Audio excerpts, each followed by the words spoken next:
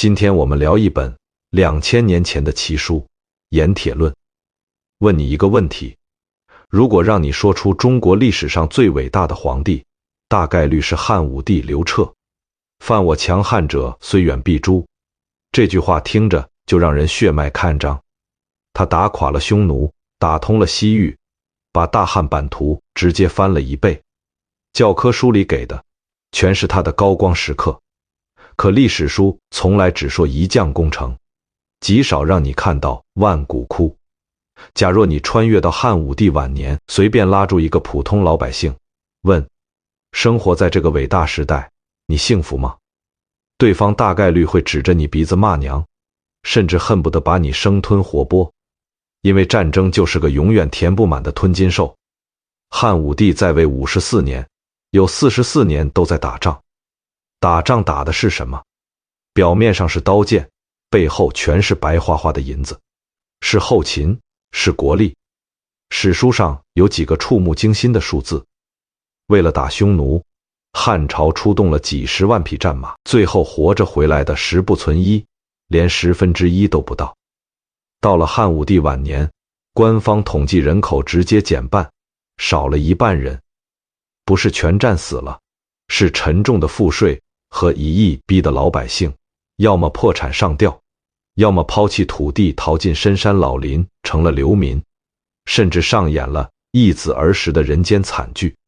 伟大帝国在汉武帝的疯狂透支下，已经站在了国家破产和农民起义爆发的悬崖边缘。国库连1文钱都掏不出来，连皇帝的私房钱都搭进去了。没钱了怎么办？继续压榨老百姓吗？老百姓已经骨瘦如柴，再拔毛就要造反了。就在帝国即将崩塌的生死关头，一个中国历史上最顶级的理财天才，被后世称为帝国 CFO 的男人闪亮登场。他叫桑弘羊，跟卫青、霍去病这些马踏匈奴的战神不同。桑弘羊没上过一天战场，但他对大汉帝国的贡献绝不亚于任何一位名将。没有他搞来的钱，卫青、霍去病的10万铁骑根本走不出雁门关。桑弘羊是什么出身？他来自洛阳一个商人家庭。注意，在重农抑商的古代，商人社会地位极低，但桑弘羊是个神童，13岁就因为心算能力逆天，堪比古代的人肉计算机，被选入宫中侍奉皇帝。面对国库空虚的烂摊子，他对汉武帝说了一句流传千古的狠话：民不加赋而国用足。什么意思？老板你放心，我不向穷苦老百姓多收1分钱农业税，照样能把大汉的国库填满，让你有钱去打匈奴。汉武帝一听，这简直是魔法啊！你怎么做？桑弘羊微微一笑，掏出了2套惊世骇俗的国家级经济学大招，哪怕放到2000年后的今天来看，依然让人拍案叫绝。第一招叫盐铁官营，简单说就是国家垄断核心资产。在汉代，什么东西是刚需？盐和铁。人不吃盐会没力气，农民种地必须用铁铸的农具，打仗必须用铁打的兵器。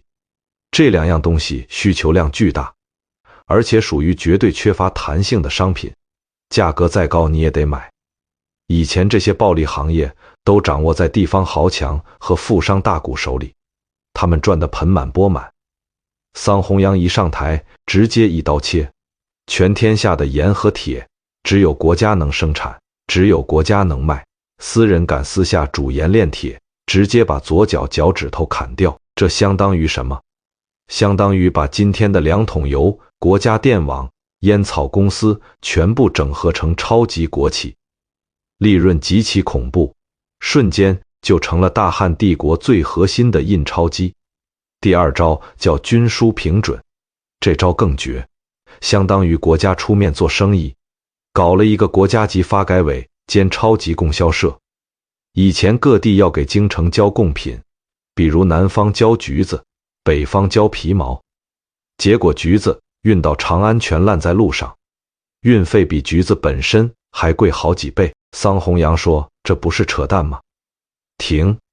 以后南方不用把橘子运到长安了，就地卖掉换成丝绸，然后把丝绸运到缺丝绸的北方去卖，换回马匹，再把马匹运回京城，这叫均输，利用地域差价。国家带头搞长途倒卖，赚取巨额商业利润。那平准呢，就是国家建立长平仓，进行宏观调控，市场上什么东西贵了，国家就往外抛售，把价格打下来，什么东西贱了，国家就大量收购。这不仅打击了囤积居奇的投机倒把分子，还让国家稳赚差价。这两套组合拳打下来，汉朝的国库瞬间就爆炸了。史书上说，民不加赋，而天下用饶。老百姓的农业税没增加，但大汉帝国又有钱去暴打匈奴了。桑弘羊真乃神人也。可是世界上真的有完美的经济政策吗？不加赋而国用足，这句话听起来很美，但羊毛出在猪身上，国家赚的那些海量利润究竟从哪里来？答案很残酷，是从全天下每一个购买高价盐、高价铁的普通老百姓口袋里掏出来的。这本质上是一种极其隐蔽的间接税。到了汉武帝驾崩的时候，这套原本用来救急的战时经济体制已经运行了几十年，积弊极深。因为垄断，盐铁质量越来越差，老百姓买到的铁农具又钝又脆，根本翻不动土，而且价格贵得离谱，买到的盐不仅苦涩，还掺满了泥沙。国家机器变成了与民争利的怪物，各级官吏趁机贪污腐败，老百姓苦不堪言。公元前87年，汉武帝带着无尽的遗憾和对帝国的担忧闭上了眼睛。他把皇位传给年仅8岁的汉昭帝，并任命大司马大将军霍光辅政。霍光接手的是一个被战争和严苛经济政策抽干了鲜血的虚弱帝国。为了平息民怨，为了稳固自己的政治地位，霍光决定做一件大事。公元前81年，也就是汉昭帝始元6年，大汉帝国的首都长安迎来了一批特殊的客人。霍光下令从全国各地召集了60多位基层代表，史称贤良文学。这些人大多是饱读诗书的儒家学者，也是真正了解民间疾苦的地方精英。霍光把他们叫到长安，只问了一个问题：你们觉得现在老百姓为什么这么苦？大汉朝的病根到底在哪里？这60多位儒生异口同声，把愤怒的矛头指向了同一个人以及他的核心政策：废除盐铁官营，打倒桑弘羊。此时的桑弘羊已经70多岁了，他是历经汉武帝、汉昭帝两朝的托孤重臣，是执掌大汉帝国财政大权的最高长官。面对这群从地方上跑来的满口仁义道德的书呆子，桑弘羊的眼中充满了不屑。他知道，这绝不是什么简单的学术讨论，这是一场你死我活的政治审判。如果盐铁官营被废除，大汉帝国的财政瞬间就会崩溃，北方的边防线明天就会被匈奴的铁骑踏平。于是，在公元前81年的长安，中国历史上最著名、最硬核、影响最为深远的一场经济政策大辩论——盐铁会议正式打响。一边是高举道德大旗，代表民间疾苦的60多位儒生，另一边是只讲国家利益、信奉丛林法则的帝国 CFO 桑弘羊。60对1，一边要的是藏富于民，一边要的是富国强兵，一边主张自由市场，一边死守国家干预。这是2000年前的凯恩斯与哈耶克之争，也是直到今天我们依然在争论不休的世纪难题。国家到底该不该做生意？与民争利的底线到底在哪里？儒生们指着桑弘羊的鼻子骂：你桑弘羊搞的这套东西，名义上是国家垄断，实际上就是朝廷亲自下场做买卖。国家本来应该是市场规则的制定者，是裁判员，现在你裁判员亲自下场踢球，还要把所有的利润都赚走，你让老百姓怎么活？更要命的是，一旦失去竞争，国企垄断的通病，质次价高，就彻底爆发了。儒生们拿出了血淋淋的民间调研数据，自从国家垄断了铁器，老百姓买到的铁犁锄头全都是粗制滥造的残次品。为什么？因为官府造铁器根本不顾农民的实际需求，只图完成朝廷的指标，打出来的铁器又钝又脆，一碰石头就断。更离谱的是，这些破铜烂铁价格还极其昂贵，普通老百姓根本买不起。买不起怎么办？农民只能用最原始的木头去刨地，甚至用手去拔草，农业生产力直接倒退了几百年。再说盐，官府垄断的盐不仅价格奇高，里面还掺满了泥沙，又苦又涩。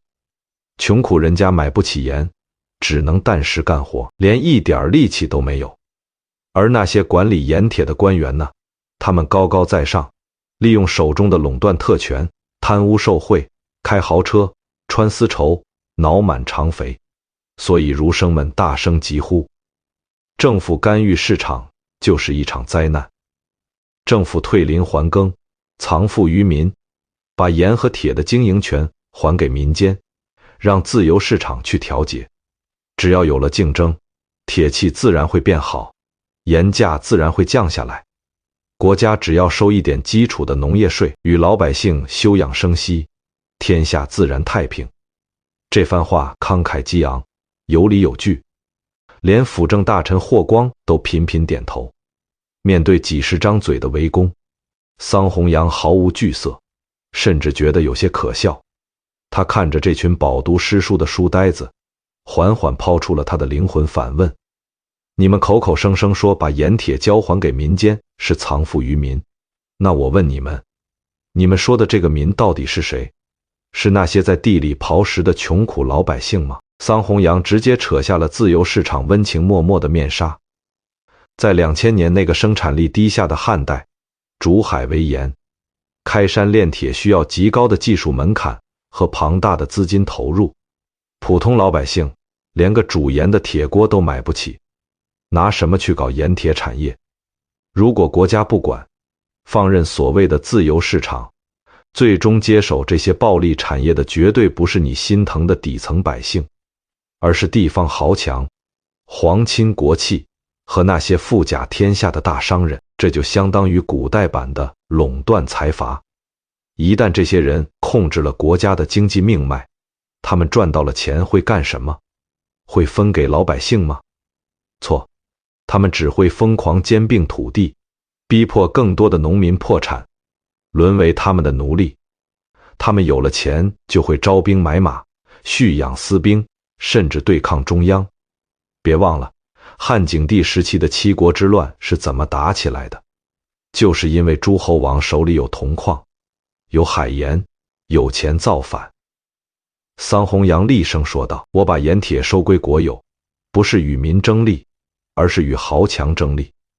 国家的机器要运转，北方的匈奴要防御，每年成千上万的军费从哪里来？如果不搞盐铁官营，不搞军书平准，难道要我把这些天价的军费强行摊派到那些连饭都吃不饱的穷苦农民头上吗？民不加赋，而国用足。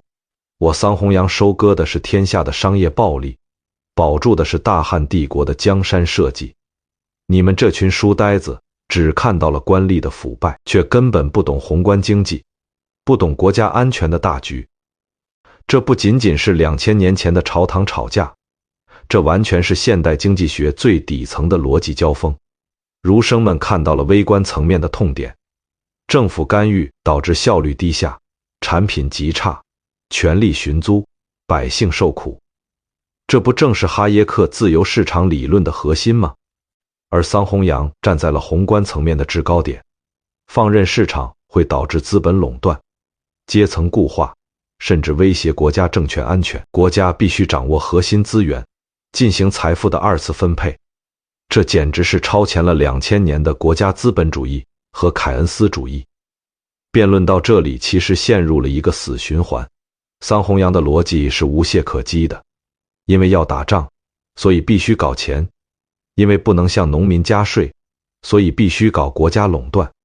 这笔账儒生们无论怎么算都算不赢桑弘羊这个千古第一 CFO。但是千万别小看这群满口仁义道德的儒生，当他们在经济数据上无法打败桑弘羊时，他们做出了一个极其大胆，甚至可以说是掀翻整个大汉朝基本国策的惊人举动。既然你桑弘羊所有的经济政策都是建立在为了凑军费打匈奴这个大前提上，那么如果我们把这个前提连根拔起呢？他们指着桑弘羊的鼻子质问：你搞盐铁专卖，你与民争利，你把老百姓压榨得骨瘦如柴，你的借口只有一个，国家需要钱去打匈奴。但这仗我们大汉朝非打不可吗？儒生们抛出了一个在任何时代都极其沉重的命题：大炮还是黄油？为了维持庞大的军费开支，大汉朝付出了什么代价？千里无鸡鸣，白骨露于野。中原的财富就像倒进了一个无底洞，无数青壮年死在异乡的沙漠里，留下的全是孤儿寡母。为了供养前线的军队，后方的百姓连饭都吃不饱，连铁农具都买不起。儒生们大声疾呼：停战吧！撤销边疆的堡垒，解散庞大的常备军，把军费省下来还给老百姓，让大汉朝重新回到没有战争、安居乐业的盛世。这番话听起来是不是极其感人，充满了悲天悯人的大爱？但紧接着，儒生们提出了他们解决边疆危机的方案，而这个方案直接让对面的桑弘羊气急败坏。儒生们说：不打仗，那匈奴来抢劫怎么办？很简单，6个字：修文德以来之。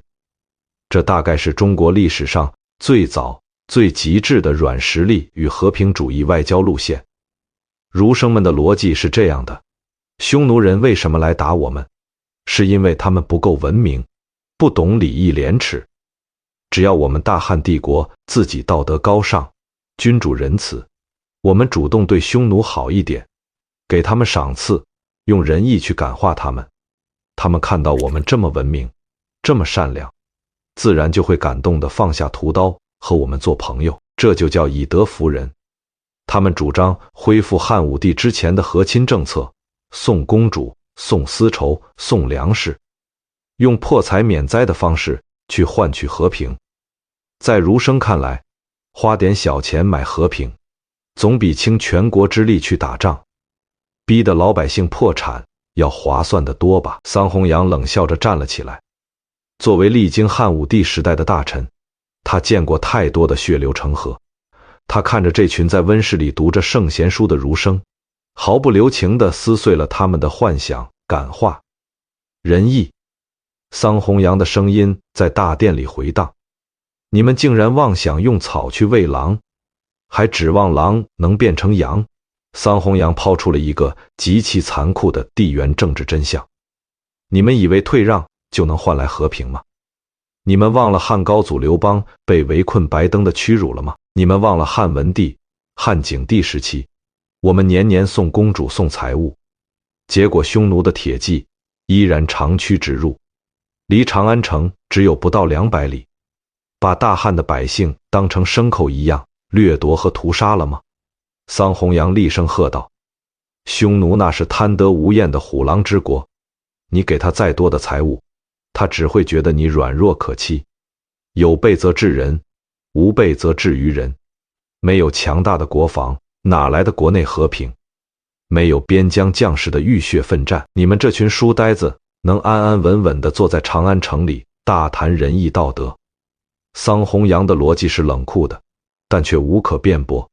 防守边疆的堡垒绝不能拆，常备军绝不能撤，军费1文钱都不能少。因为在这个弱肉强食的世界里，尊严只在剑锋之上，真理只在大炮射程之内。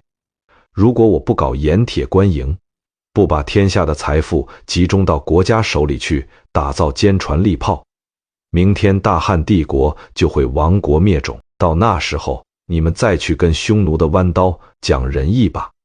在这场大炮与黄油的辩论中，桑弘羊的现实主义无情碾压了儒生们的理想主义。国家安全永远是第一位的。在国防问题上，儒生们确实显得有些迂腐和天真，但是辩论如果就此结束，那盐铁论就不配被称为千古奇书了。就在桑弘羊以为自己彻底赢下了这场辩论，彻底稳住了盐铁官营的基本盘时，儒生们并没有退缩。他们知道，在国家安全的大义面前，他们赢不了。于是，他们把目光从遥远的边疆重新拉回了大汉帝国的内部。这一次，儒生们抛开了经济学，抛开了国防，直接把刀尖对准了桑弘羊政策引发的一个极其致命，甚至在今天依然无解的社会毒瘤。儒生们冷冷地问桑弘羊：“御史大夫，你说你搞盐铁专卖是为了国家大义，好，那请你睁开眼睛看看现在的长安城吧。自从你推行这些政策以来，老百姓是没加税，但天下为什么出现了那么多富可敌国却为富不仁的特权阶层？现在的社会风气变成了什么样？笑贫不笑娼，只要能赚钱，什么道德底线都可以突破。穷人被逼得走投无路，而那些有钱人甚至可以用钱买命，用钱去践踏大汉的法律。桑弘羊，你的政策保住了帝国的边疆，但却正在从内部撕裂整个社会的道德和阶层，这个代价，大汉朝承受得起吗？”儒生们火力全开，向桑弘羊展示了一幅触目惊心的大汉折叠图卷。第一刀砍向了极度的贫富分化和阶层固化。自从国家垄断了盐铁等核心资源，那些依附于权力的官吏被国家特许经营的红顶商人瞬间暴富。他们垄断了流通渠道，控制了物价。长安城里这些人穿着名贵的丝绸，坐着豪华的马车，连家里的狗吃的都比普通老百姓好。而底层的老百姓呢，因为沉重的隐形剥削，辛辛苦苦种一年的，连肚子都填不饱。财富正在以一种极其恐怖的速度向权力顶端集中。第二刀砍向了彻底崩坏的社会风气。儒生们痛心疾首地指出，桑弘羊，你天天用物质利益去刺激天下，结果导致整个社会本末倒置。当老百姓发现老老实实种地只能饿死，而跟着官府搞投机倒把，经商倒卖就能一夜暴富时，谁还愿意去种地？整个社会的价值观彻底扭曲了，大家都去追逐商业暴利，为了钱，什么礼义廉耻都可以抛弃，街头巷尾充斥着坑蒙拐骗，这就叫笑贫不笑娼。当一个国家的所有人眼里只剩下钱的时候，这个国家还有救吗？第三刀也是最致命的一刀，砍向了法律的不公。儒生们愤怒地咆哮，现在的法律简直像一张蜘蛛网，只能网住那些没钱没势的小虫子，而那些巨大的马蜂轻而易举就能把网撞破。在汉代是有赎罪制度的，那些通过垄断发了横财的特权阶层犯了法，甚至杀了人，只要交足够的钱就能免除死刑。而穷人呢？穷人连饭都吃不饱，偷了一只鸡就要被砍掉手，甚至家破人亡。富人可以用钱买命，穷人只能用命去填法律的窟窿。桑弘羊，这就是你引以为傲的盛世吗？面对儒生们排山倒海般的道德控诉，整个朝堂死一般的寂静，出乎所有人的意料。那个一直高傲冷酷的帝国 CFO 桑弘羊，这一次没有愤怒，也没有嘲笑。他沉默了很久。桑弘羊难道不知道底层的苦吗？他不知道官吏在贪污吗？他不知道富人在用钱买命吗？他全都知道，但他能怎么办呢？桑弘羊的骨子里是一个彻头彻尾的法家，法家的底层逻辑是什么？是人性本恶。桑弘羊看着这群大谈仁义道德的儒生，心中只有悲哀。你们以为靠给老百姓讲道德靠几本四书五经就能让他们去前线跟匈奴拼命吗？就能让他们乖乖把粮食交出来养活军队吗？不可能的。只有用严刑峻法去逼迫他们，用实实在在的利益去诱惑他们，国家机器才能运转起来。在那个生产力极其低下的农耕时代，汉武帝要打一场空前绝后的举国之战，就必须把全国的资源压榨到极限。在这个过程中，必定会产生特权，必定会滋生腐败，必定会有一大批底层百姓沦为代价。桑弘羊没有选择，为了保住大汉朝的江山，他只能饮鸩止渴。他是在用社会的溃烂去换取帝国的生存。桑弘羊的悲剧在于，儒生们赢在了道德的制高点上，而他却只能背负着千古骂名，替那个伟大的汉武大帝去扛起这血淋淋的现实。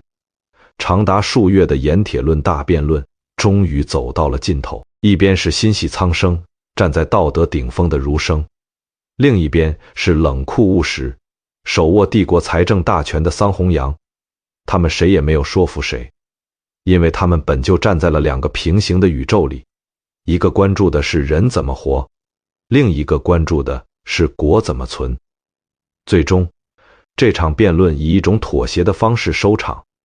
辅政大臣霍光废除了一部分酒类和铁器的国家专卖，但最核心的盐铁官营和军书平准依然被保留了下来。看起来桑弘羊似乎保住了他的政治遗产，他赢了。但是历史的剧本往往比小说更加残酷。就在这场盐铁辩论结束后的仅仅第2年，那个为大汉帝国搞了一辈子钱，支撑了汉武帝半个世纪宏图霸业的千古第一 CFO 桑弘羊，突然被指控卷入了一场谋反案。辅政大臣霍光毫不留情地举起了屠刀。72岁的桑弘羊被全家满门抄斩，血染长安大街。他临死前看着这片他用尽一生去算计、去经营的帝国疆土，心中在想什么？是谁杀了他？是政敌霍光？是被他得罪的天下百姓？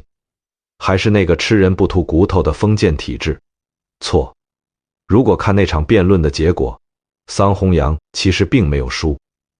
辅政大臣霍光为了平息民怨，仅只是废除了酒类和关中地区部分铁器的专卖，大汉帝国最核心的印钞机、盐铁官营和军书平准被完完整整地保留了下来。既然经济路线保住了，桑弘羊为什么还会死？答案极其残酷，只有4个字：政治斗争。在朝堂上，儒生们骂他与民争利，这要不了他的命。要他命的是那个高坐在幕后，冷冷看着这一切的辅政大臣霍光。桑弘羊掌控着大汉帝国最庞大的财政机器，门生故吏遍布天下，这让大权独揽的霍光感到深深的恐惧。在古代政治里，谁掌握了钱袋子，谁就拥有了掀翻棋盘的底气。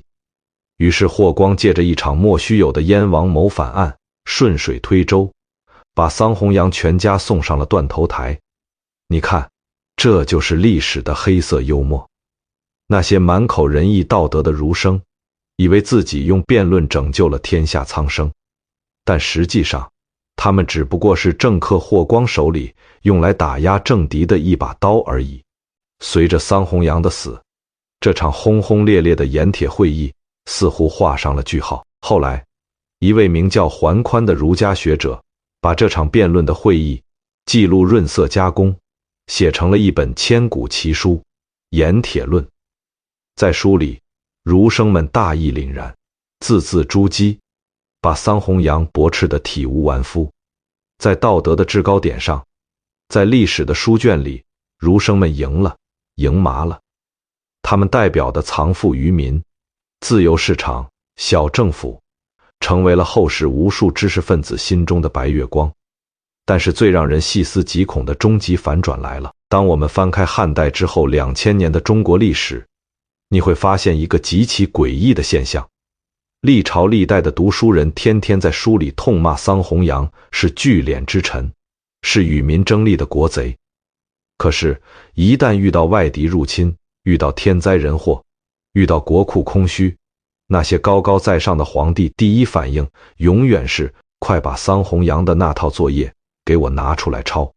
唐朝爆发了安史之乱，没钱打仗怎么办？唐肃宗立刻任用了理财大臣刘晏，垄断了江南的盐铁，搞起了长平仓。宋朝面临辽国和西夏的威胁，财政破产怎么办？宋神宗任用了王安石，搞起了市易法和军书法，本质上就是桑弘羊的翻版。明朝张居正改革，清朝的盐商垄断，发现了吗？儒生们赢了辩论，赢了道德，赢了历史书，但是桑弘羊赢了2000年后的政治现实。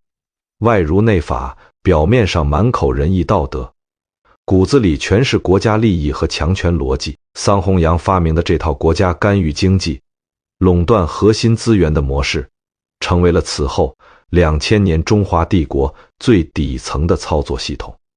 没有这套系统，庞大的农耕帝国根本无法对抗游牧民族的铁骑，也无法维持超大规模的国家统一。这就是盐铁论最伟大的地方。它不仅是一部汉代的会议记录，它更是人类社会面临的一个永恒死结。